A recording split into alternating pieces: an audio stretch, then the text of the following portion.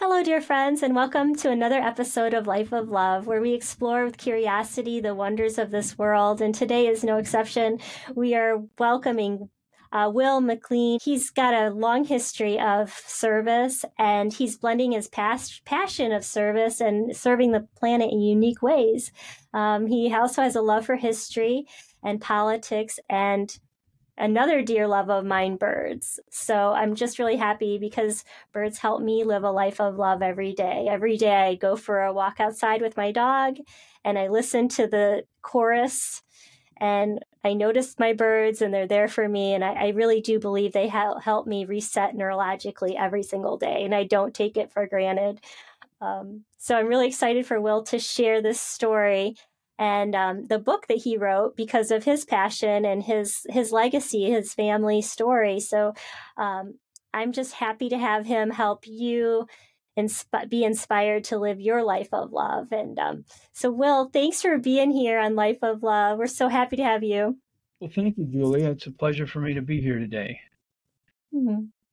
Well, I know it's I was really excited to meet you in the pre-interview, and we were talking about why you told me the book is written based on your great uncle, and his name is Drew. No, I'm sorry, it's George McLean. Mm-hmm. So it's your dad's side of the family. Yes.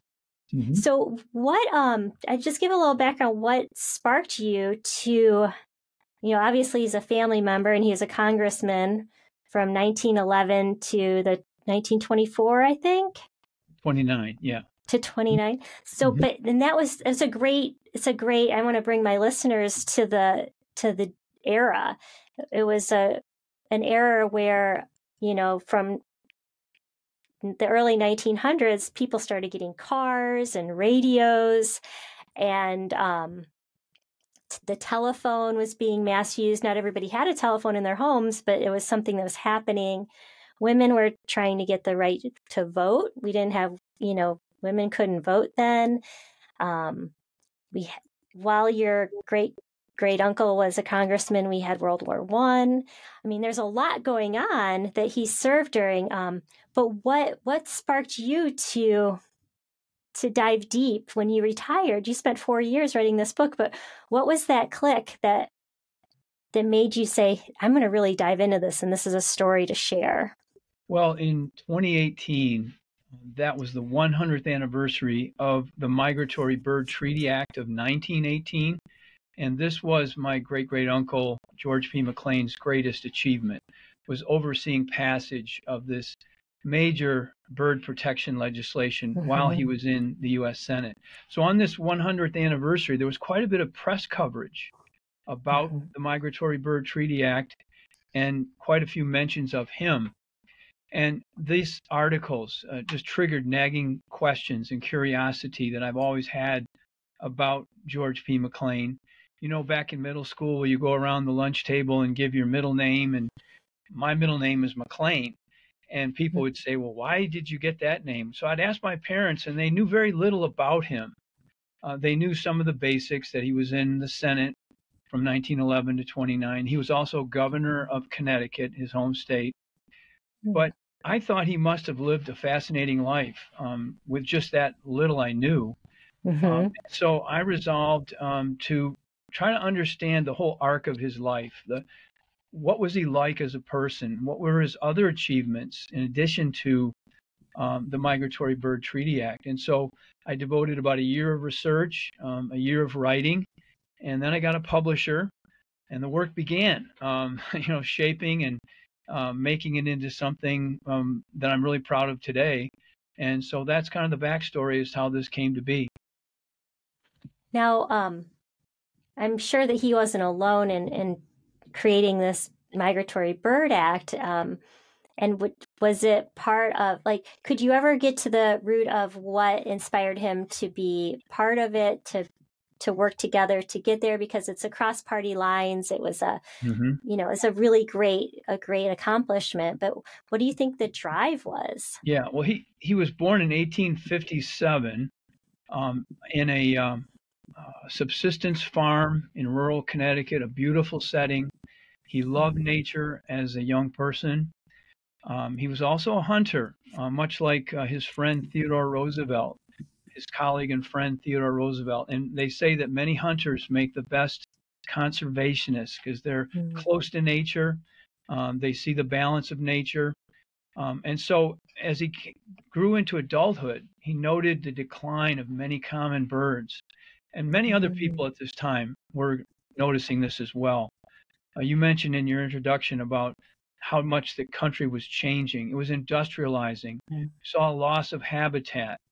And then there was also a growth of population where people were hunting birds as a food source to just feed people as they moved west. And then there came a fashion trend of wearing feathers on hats, primarily women's hats. And all of this combined with the advent of the automatic shotgun around 1890, bird Mm. hunting just became out of control.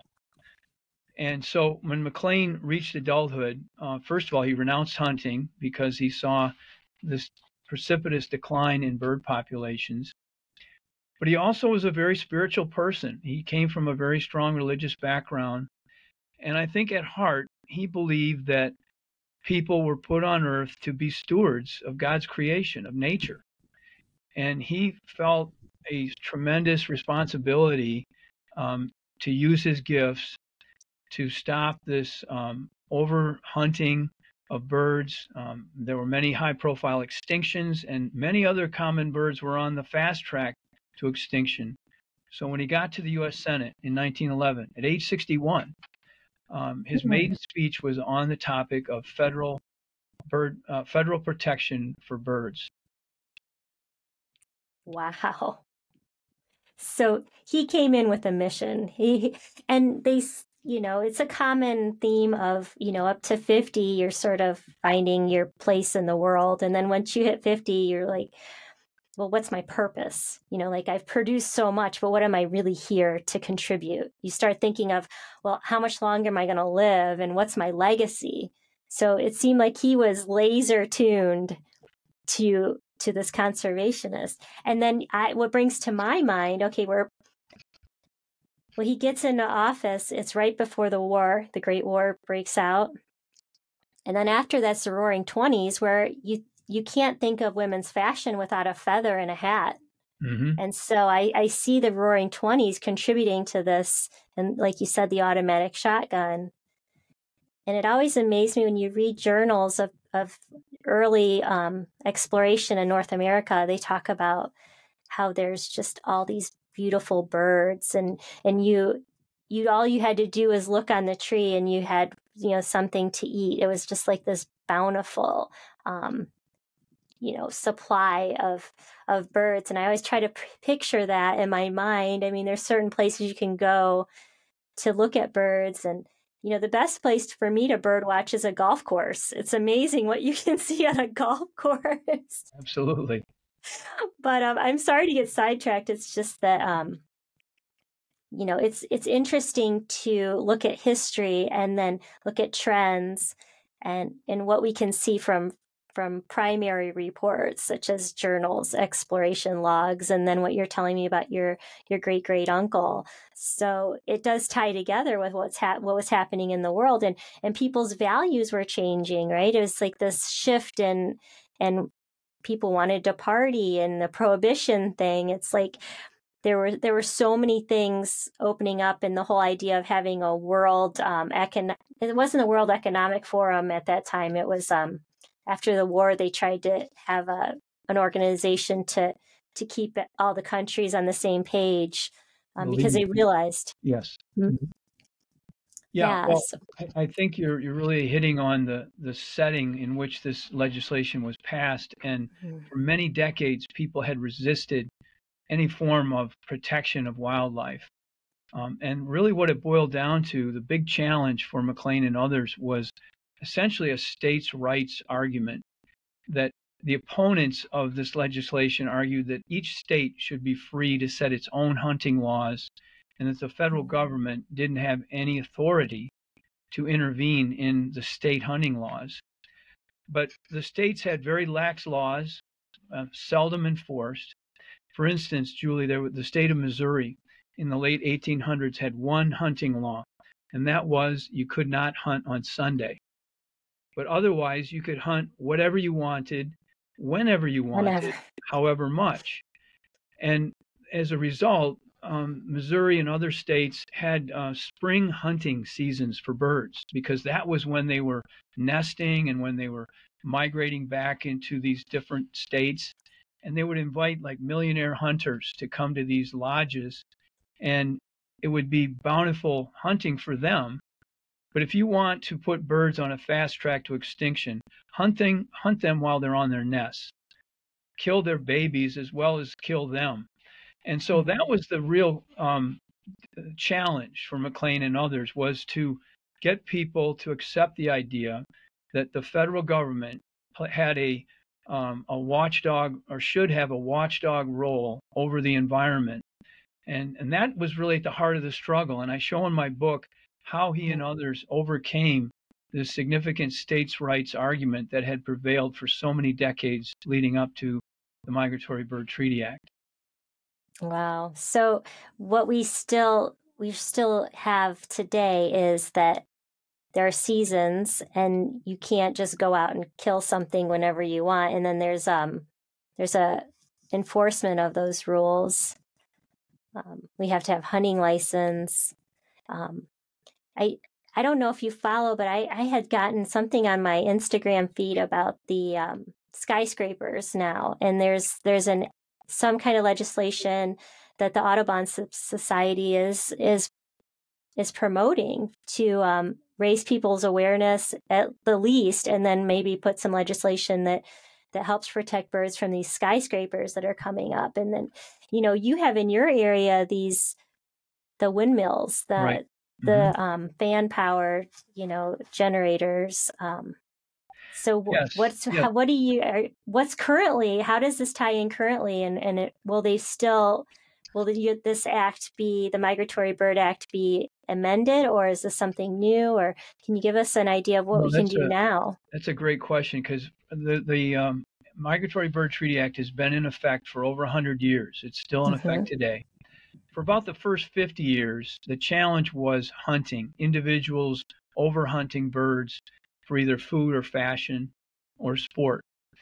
But somewhere around the 1960s, the challenge was not so much individual hunters as it was entities, corporations, unintentional killing of birds. And so the legislation was written in such a fashion that it's elastic enough to now deal with these indirect threats to birds. For instance, the biggest success story, I think, for the Migratory Bird Treaty Act is the case of the bald eagle. In 1963, there were estimated only 400 nesting pairs of bald eagles left in North America. That's a couple thousand birds. When the founders made the bald eagle our national bird, there were 500,000 bald eagles. So we were down to a couple thousand. But because of the Migratory Bird Treaty Act and the role of the federal government through the U.S. Fish and Wildlife Service, they came to the rescue of that bird. And now we have over 70,000 pairs of bald eagles. It's estimated there's 385,000 bald eagles. And when you add Alaska, we're almost at 400,000. So we're almost back to where we were in the 1790s when it was made our national symbol.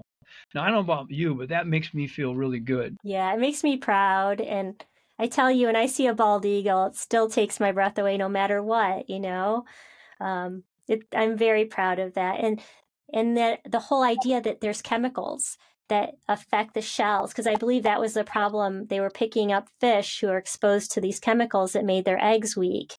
EDT, yeah.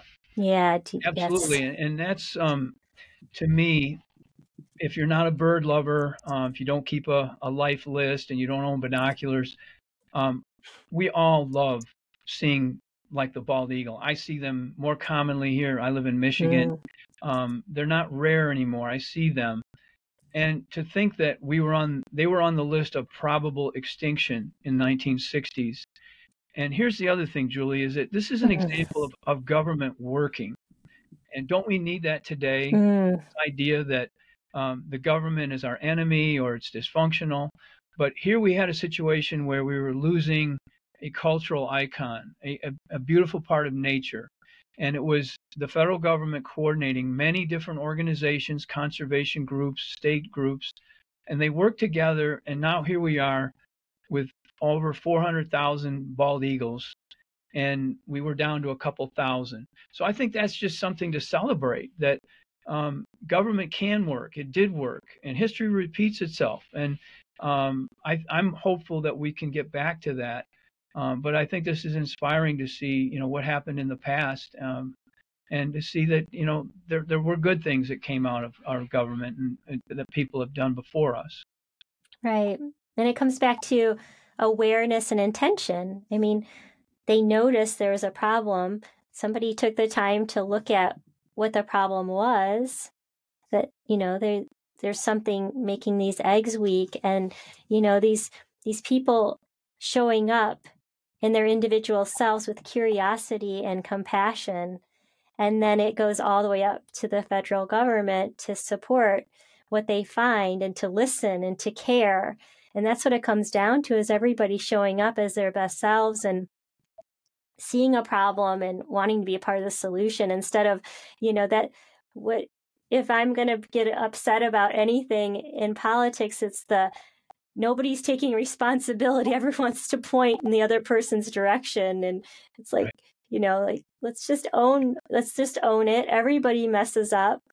We just got to move on, reveal what's wrong and move on, because we're human. We're all just trying to do our best. Right. So I just encourage everybody, if you see something that's odd, say something. You don't know, if you can call your congressman.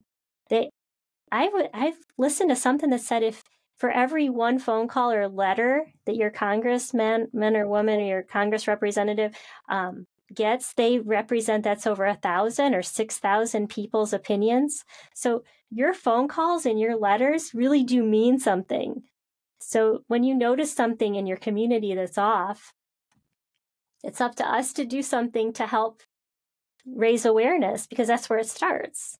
It came across your attention for a reason. Mm-hmm. That's powerful. Absolutely. Well, it's really cool. I don't want you to give all the juicy parts of your legacy, this book that you've written. I mean, you retired and then you dedicated the last 4 years to getting this book out. But was there anything really surprising or enlightening that you want to share? Well, I mentioned that he was 61 when he had his crowning achievement in life, and the book documents the experiences that led up to that time in his life and the adversity that he faced that I believe prepared and equipped him for this crowning achievement at age 61. He was a reform politician in his 40s when he was governor of Connecticut, but his reforms were considered too radical for the state in which he lived, Connecticut. Mm-hmm. And so these reforms were unsuccessful, and he lost the support of his own party leadership and was given up. His career was considered finished after he left the governor's office. And I document that, he went through a very challenging mental depression after he left the governor's office and contemplated retirement. But instead, he came back. He did a lot of soul searching. He saw himself in a new light. The Senate was probably a better fit for his gifts as opposed to executive leadership as a governor. He also wanted to be president of the United States, and he was very driven to that goal. But after the defeats he suffered as governor, he reassessed his life and came back and contributed in such an important way. And I think that's an inspiring story for many people, because we all face adversity. And how do we respond to that? I mean, there's in many ways, this is a comeback story from someone who really achieved a lot early in his life, in his 30s and his 40s, and then had a very a defeat that some people might have not come back from. He was very wealthy, and he could have just lived the good life, that Jay Gatsby lifestyle that you were alluding to in the 1920s. He had immense wealth, and he could have lived around the world or just bought a mansion in Rhode Island, but instead he lived rather simply and was dedicated to coming back to serve in a way that he was gifted to do. And I admire that, that he didn't just live the good life, but he had in mind this better life of going back into service, working in the Senate, and seeing this legislation through that was so important. Yes, he's a hero, and thank goodness he stood up and wasn't afraid to rock the boat, and to really be authentic. So that is an inspirational story, and it is a comeback, and wow, it's really inspiring. Yeah, it's also a reminder how difficult it is to lead change. And I don't know if your listeners are in positions where they have that obligation, that responsibility of leading change. And you know how difficult that is to do. And I think through his defeats and through his struggles early in his 30s and his 40s, he learned many lessons on how to be an effective leader of change. And you see that in the way this 7-year struggle in the Senate to pass this legislation played out. For instance, he knew how to build coalitions. That's a really important part of being a change agent. He worked with the president from the opposite political party. McLean was a Republican, like a Theodore Roosevelt type Republican, but he worked with President Woodrow Wilson, who was a Democrat. And the two of them came together to make sure this got passed in 1918, despite the fact that we were at war in Europe. It was our peak participation, and many of the opponents of this legislation said, we're not going to vote on birds while we're at war. It's not important. Well, the two prevailed. There was also a global flu pandemic that year. And there was much unrest at home because this was an unpopular war, the World War I. But despite those obstacles, McLean formed this alliance with Woodrow Wilson to make sure that this legislation passed. And I think had it not passed, it might have been delayed even further throughout the 1920s when we had that the Roaring Twenties, the period of normalcy and isolationism, and that was followed by the Great Depression. So I think, in summary, he was really the right person who came along at the right time to do the right thing for birds and the environment. And had he not been able to accomplish this, primarily through cooperative efforts that he formed with Wilson, we might have been delayed more decades, and other birds would have gone extinct. So it was a significant achievement, and it paved the way for the federal government to play this watchdog role over the environment across the board, not just birds, but more generally in the environment. It really was the forerunner of the federal government taking on that very important role. I love it.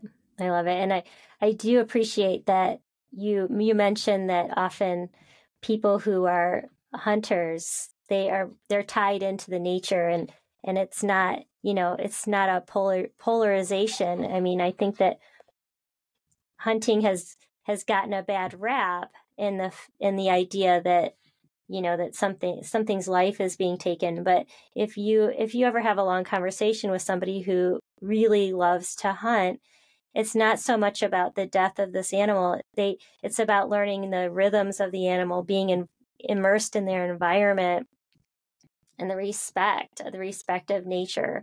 And, it's easy to say, oh, they did this and they're wrong. And that's a polarization. And it's a tricky thing to judge somebody else. And that you do when you spend time in the forest, you spend time in nature, you become a steward for it because you realize how precious it is. So it's just it's a beautiful thing, and everybody's here on their own path. So there's no reason for us to judge. There's always a reason for something, and like you said, it'll pan out in the right timing. We just have to trust. Yeah, I found it fascinating that McLean did renounce hunting. And he was an avid hunter as a young man. His very good friend, Theodore Roosevelt, was a major hunter throughout his life. but he was also our greatest conservation president. Mm-hmm. That's why he's on Mm-hmm. Mount Rushmore. He helped form all these national parks. And the spirit, I think, of those hunters is that we need to keep a balance in nature. And as I said, I thought it was fascinating that McLean renounced hunting, but there are people who do hunt, and like you said, it's for them an experience of getting close to nature. A lot of family memories are caught up in it, but it needs to be regulated, and Mm-hmm. it was not being effectively regulated prior to the 1918 Migratory Bird Treaty Act, and many birds were on the fast track to extinction. The snowy egret, the wood duck, the trumpeter swan, the flamingo, a lot of these really showy birds that had feathers were really on the list of probable extinction in the 19 teens and 1920s. But it wasn't just women's hats. I'll just say one anecdote here is McLean decried a man's coat when he was making a speech in the U.S. Senate that was made out of hummingbird skins. Oh my gosh. He calculated several hundred hummingbirds had been killed to make this very colorful vest or coat that sold for $10,000, the wealth that many people had in that time frame. And to him, that was another example of why we needed to put some sanity and rationality to the hunting of wildlife, because people left to their own were doing things that extreme. And so that's just an example of how bad the problem was and how a solution was needed. Wow. I just, you can't imagine. I mean, well, there's a lot of things I can't imagine, but whenever I see a hummingbird, it sort of takes my breath away. And they are migrated now. They're in Costa Rica, my hummingbirds, but they come back, and just the idea that somebody thought to do that with a precious little high vibrational, inspiring bird. I mean, all life is amazing, but I mean, just how that even crossed their mind to make a vest or a garment out of those. Whew. I think we've come a long way, and it takes people standing up and saying, "Wait a minute, that's just not gonna. That's not right." Well, that's why I think legislation was really a turning point in the way we view nature. Consciousness, right? It's just absolutely, and it wasn't just the United States, but it was the world, because this was a series of treaties that were negotiated between the U.S. and other nations, because birds migrate to other countries, and so that's why it's called the Migratory Bird Treaty Act. And so it wasn't just the U.S. that was affected by this, but it was really the world, because birds are global creatures, and that's why this legislation has been so effective. Is that it's global treaties that resulted from this work. And it really changed the way that people view birds, not as a commodity to be hunted, but as special creatures of God that need to be protected.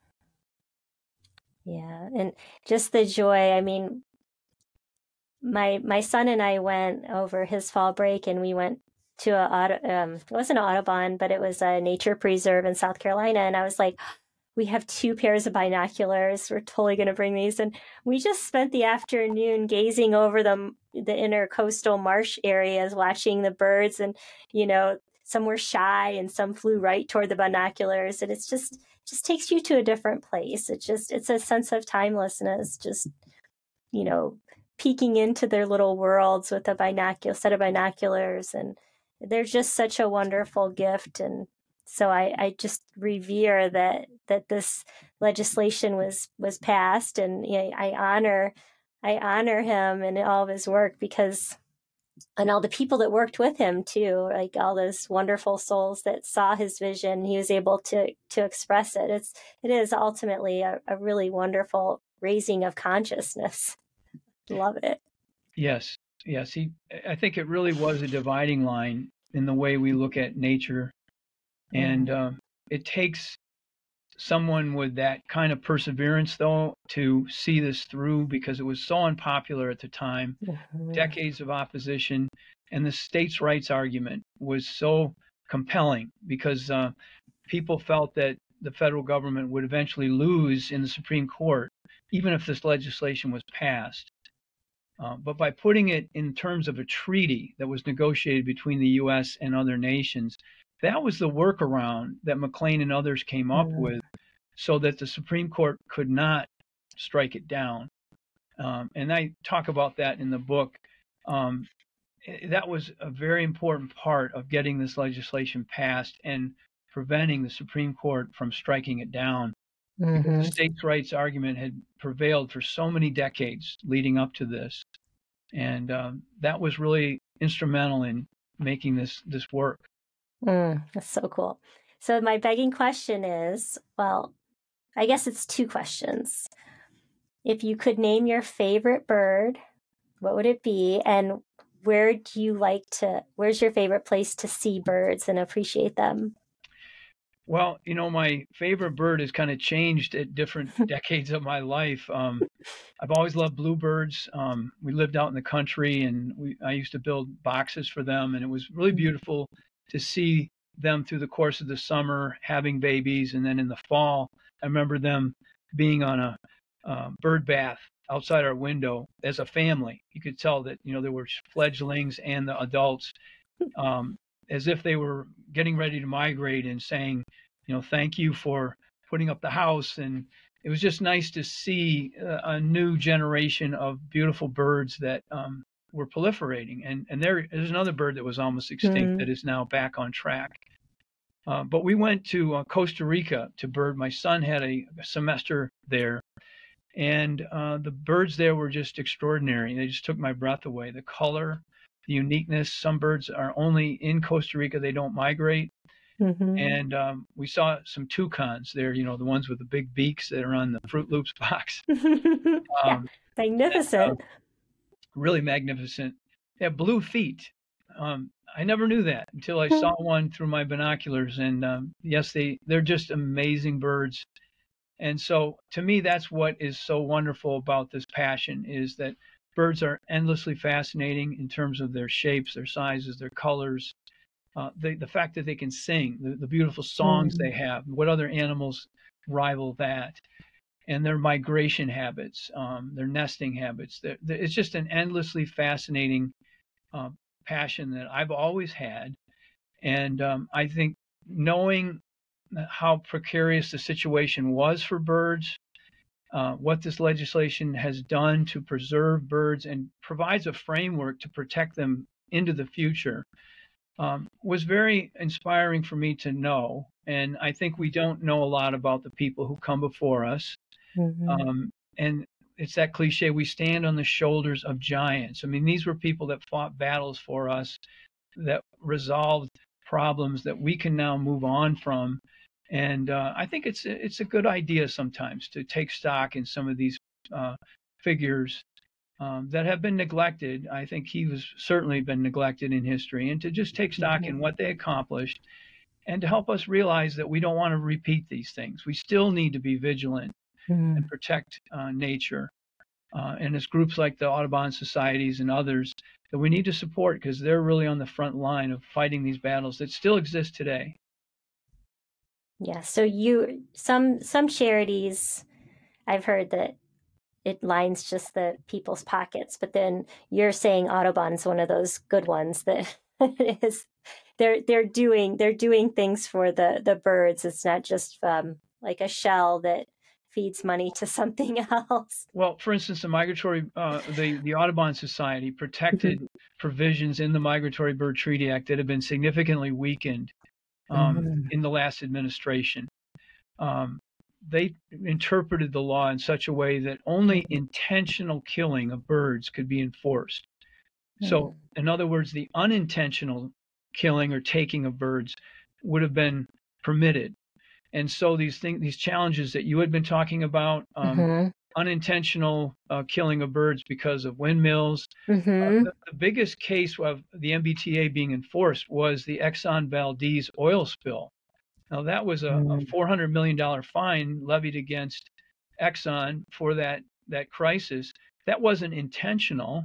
It was an accident, but nevertheless, it had to be cleaned up, and we needed those funds to rectify that situation. So the last administration weakened significantly the MBTA, and it's groups like the Audubon Society that are on the front lines with legal staffs and monitoring all of these key issues, because it's always in the details that these issues can get tripped up. And so that's why I personally support them. There's many other groups that are as equally worthy, but they played a significant role in restoring that significant weakening of, now it's back to both intentional and unintentional taking of birds is prohibited. And you have to give them credit, and other groups that they're monitoring these kinds of situations. And that's why I support Audubon and others. That's good to know. And then, just do little things for the young people around you, like have them listen to the birds calling and answering each other. I can always find my cardinals. There'll be one over here and one over there, and they're going back and forth, checking in with each other. And it's so beautiful. And, there's apps you can get on your phone that'll tell you what bird you're hearing. And that's always really interesting to pick up on that. And, just share the joy of that. And it's a way you can be on your phone, but in community too. And it's raising awareness. I think we tend to say, oh, technology, it's taking us away, but you can use it also to bring you back to nature and use it as a tool that enhances your life and raises awareness. So I just adore that. Yeah, that Merlin app that you mentioned is through the Cornell University. It's a free app. It's called Merlin, Merlin, and you put it on your phone, and as you walk through the woods, it will identify all the birds that are within ear of where you are. So it might show you there are 10 birds within walking distance of where you are, and you can try to find them with your binoculars or your eye. But just knowing that you're surrounded by 10 different birds, sometimes more, that you never have known that were there. And it's a free app. It's just amazing to me how far we've come with technology. And that is one of the great breakthroughs that we can all use and appreciate the birds around us through this Merlin app. Celebrate. And I love that it always comes back to magic. Merlin is a famous wizard, and I just love how things come back to magic. It's just awesome. Yeah. Well, this has been a great delight and a pleasure. And I thank you for all your service you've done for our nation and for your community. And, you're showing up with caring and compassion and the willingness to have these discussions, because it's, our world is full of magic. It's just a matter of sitting and appreciating it, and then deciding what you want to protect, what your values are.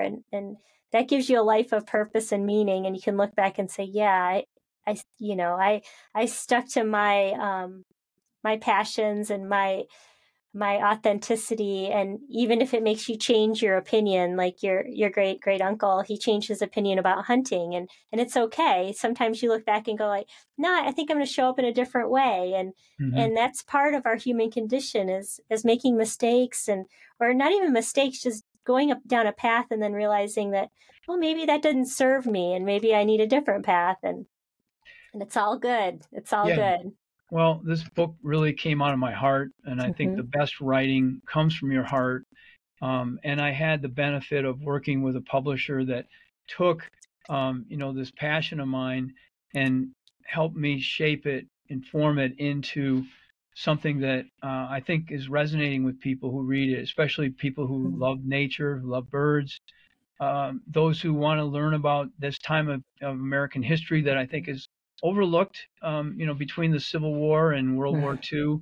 These were dynamic years of change, and it gives you a lot of insights into how people dealt with change and how they showed up to solve problems that had been created by runaway economic growth that we were experiencing during that time. So anybody who likes nature, who likes American history, wants to learn about presidents. He knew 5 presidents really well, and I document his relationship with these presidents. I think you'll enjoy the book. I hope you will. And as I said, it really came out of my heart, and I've always believed that the best books, the best movies, the best creations of art are not really commercial so much as they are outgrowths of a passion and something coming out of our heart. I agree. I agree. Well, thank you for sharing your heart on Life of Love. It was an absolute pleasure to host you. Well, thank you, Julie. I've really enjoyed talking with you. Yes, in the show notes, the description of the podcast will have a link to purchase your book. Anyone, it's coming up to the holidays, so that might be a nice thing to get. So just appreciate you so much. Thank you so much, Will. Thank you. Again, it was a real pleasure, and thank you for hosting this podcast.